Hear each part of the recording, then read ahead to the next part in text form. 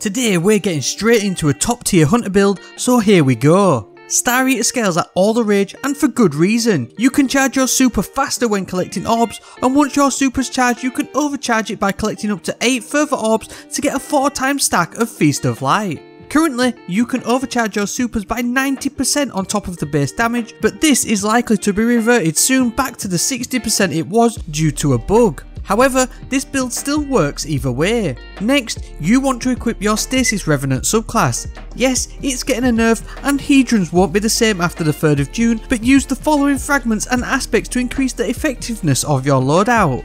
Our subclass loadout is based on getting our melee back to benefit from the Whisper of Impetus, to get instant reload to stored weapons, and boost the ready speed for a short time too on a charged Withering Blade melee hit.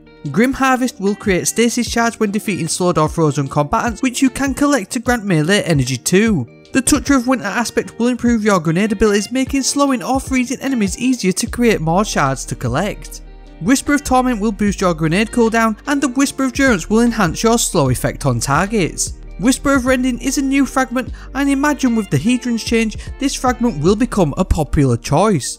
It boosts the damage of kinetic weapons against frozen targets by 50% and is a perfect fit, to be honest. Now onto the weapons, and there's no real other contender here to set up huge damage output plus deal its own, and that's Ignition Code. This kinetic grenade launcher from the Override seasonal activity with a Vorpal weapon roll will deal huge damage to back up any DPS situation, but you can also use it with the Breach and Clear mod in season 14 to apply a 30% debuff to bosses and champions for 10 seconds.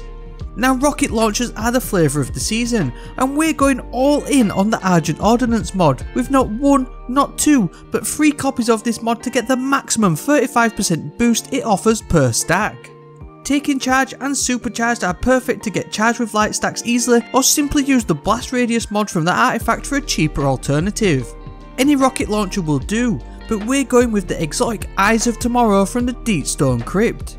It deals excellent high burst DPS by itself, and if you set up the Adaptive Ordnance perk by killing 4 or more enemies, the next volley will deal bonus damage too, adding a 43% damage boost.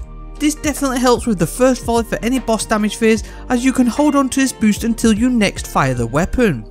Grab the Rocket Launcher Loader and Scavenger mod from the artifacts too, and even chuck on a Dexterity mod to boost its handling speed.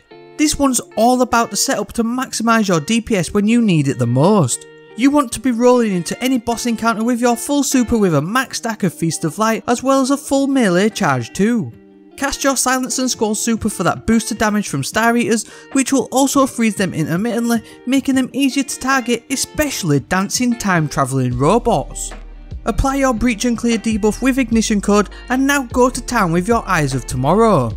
Use your Marksman dodge to reload immediately, and then use your melee to reload again a further 2 times. All being well, you're going to get 4 volleys off in quick succession before you then need to debuff again with the Breach and Clear, which also reloads your rocket again as well. It's pretty crazy how fast you can get this damage output going, and if you're in a team situation, you'll likely benefit from a Well of Radiance or Ward of Dawn bubble for even higher DPS. And when you run out of ammo for eyes, simply fall back on Ignition Code for the Vorpal weapon and rending damage boost too. It's such an easy but effective combo to set up, and you can easily swap in any of your favourite rocket or grenade launchers, including Deathbringer or Salvager's Salvo. Half the time, you won't even get a full damage cycle in before you trigger a health gate unless you're taking on a raid or dungeon boss. Stasis is so underrated for endgame builds, but I hope that this sheds some light on what's possible this season. These builds do take a lot of time and effort to put together for you, and I always try and give you the best possible I can. I'd love it if you did enjoy this video to hit that like button and also subscribe so you don't miss the next one. If you're new, go and check out some of my previous builds. I'm pretty sure there's something to suit everyone's taste, to be honest.